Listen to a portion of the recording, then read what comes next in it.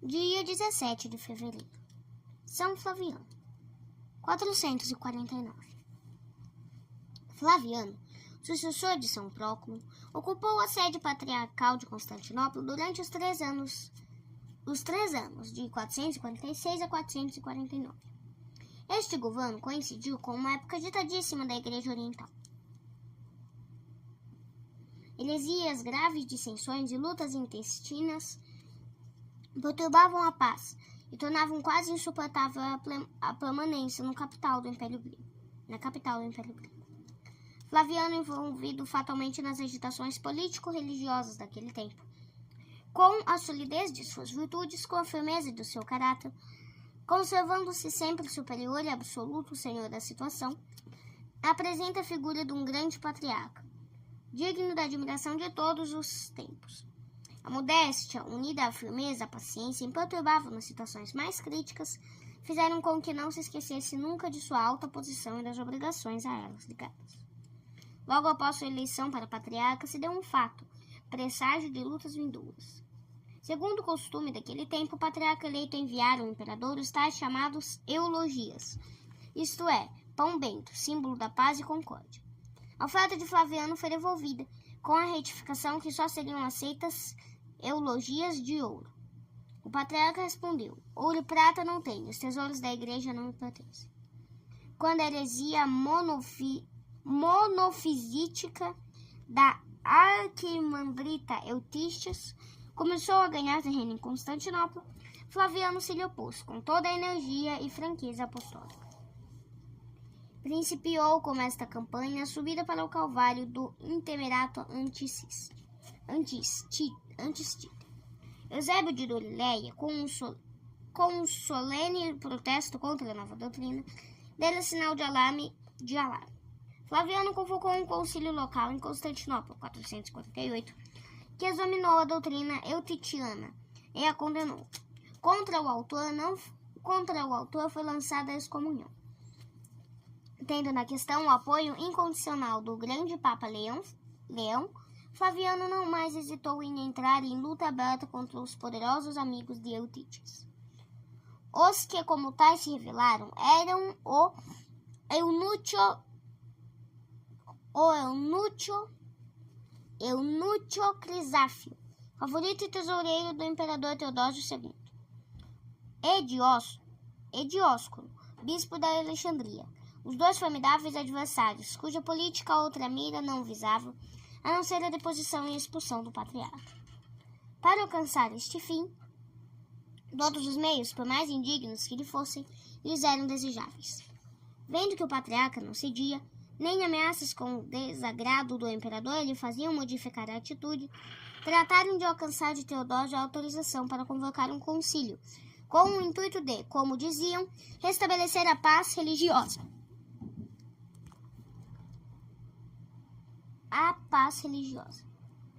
O concílio, chamado Latrocínio de Éfeso, realizou-se em 449, sob a presidência de Dióscoro.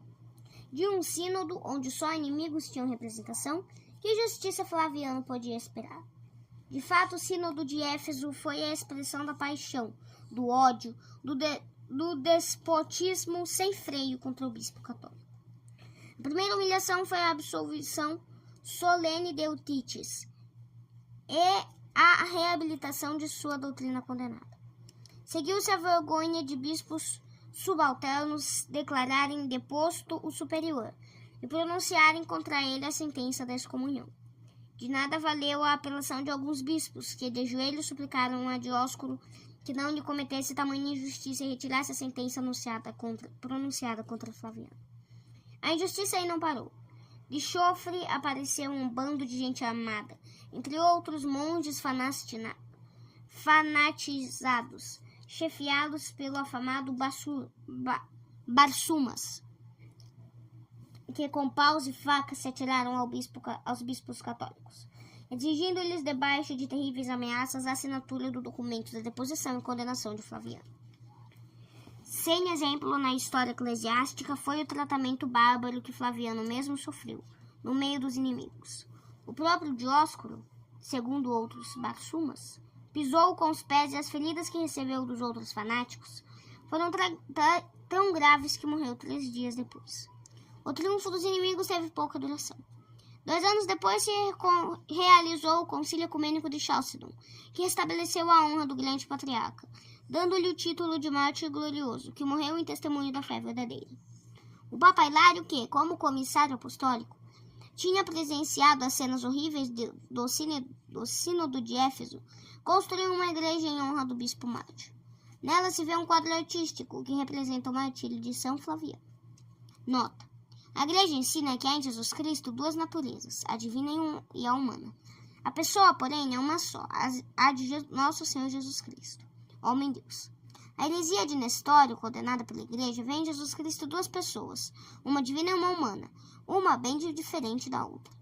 Eutíches ensinou, contrariamente à fé católica e ao nestorianismo, que em Jesus Cristo há só uma natureza, que estas heresias, todas orientais, pudessem causar tanta desordem e serem defendidas com tanta paixão, tem em parte explicação no caráter dos orientais, que pendem mais para a especulação teórica que os ocidentais.